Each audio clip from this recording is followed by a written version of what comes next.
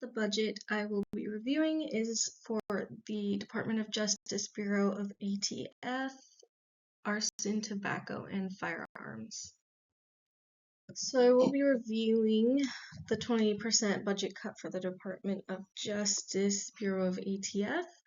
The total ATF budget is about $1.6 billion, which means I'm going to cut about $320 million. This department has approximately 5,322 employees, 857 industry operator investigators, and about 1,900 administrative and technical staff. Throughout this presentation, you'll see how I choose to protect the IT and support systems from major budget cuts, and instead take more from field operations, vehicles, and special agents.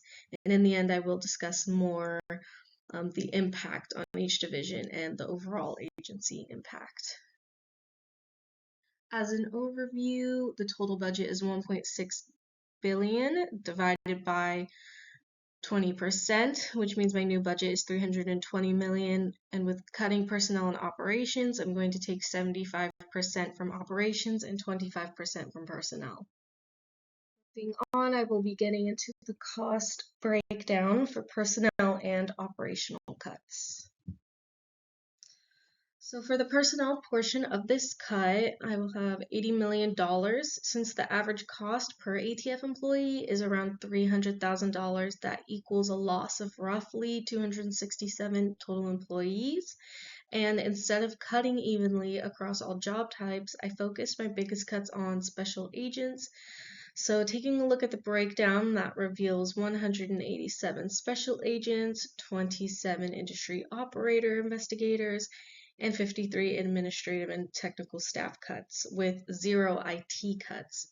My hope with the 0 IT cuts is the goal of protecting the systems that support all of the investigative and behind-the-scenes work.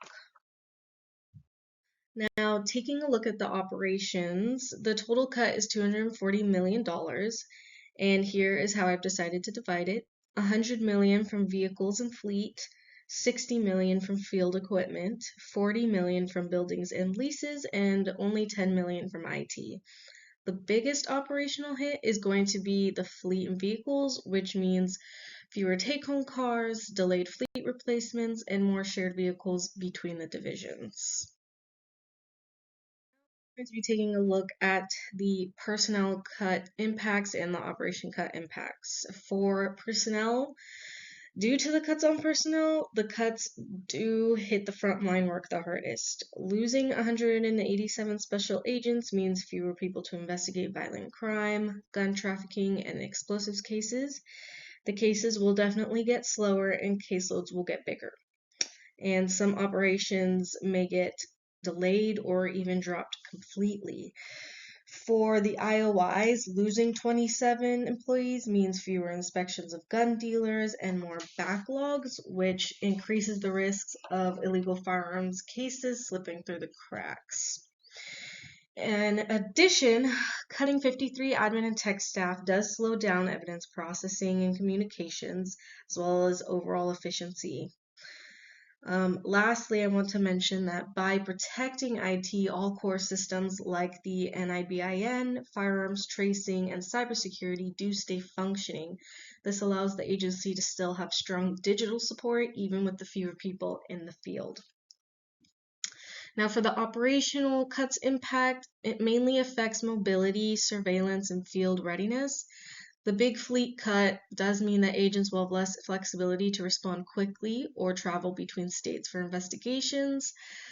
Cutting down on surveillance and field equipment does slow down undercover work, tracking operations, and technologies-based investigations, but for now, closing and merging some field offices, it will increase travel time and does leave certain regions with fewer on-site resources. And with training cuts, it also means smaller academy classes and less continuing training for current staff. Although with IT mostly protected, the ATF still has stable national databases, tracing systems, and cybersecurity, which I believe are all essential to modern investigations. Overall, these cuts push the ATF toward being a more digitally dependent agency with fewer people physically out in the field. What will be protecting is cyber capabilities, databases, intelligence systems, and technical support. What will take the biggest hits is field agents, vehicle mobility, surveillance equipment, and physical inspections. In the end, the ATF does become a leaner agency, but it is still capable on the digital side. And sadly, with a reduced physical presence, there is no doubt it will slow investigations, but it will maintain the system's needs for long-term stability. In summary, the priority behind this restructure is to protect the backbone of the agency, which is IT, but it will inevitably take a hit for absorbing cuts in operations and field staffing. And even though the ATF would still function, the agency would definitely feel the pressure of the reductions in their day-to-day investigative work. Thank you.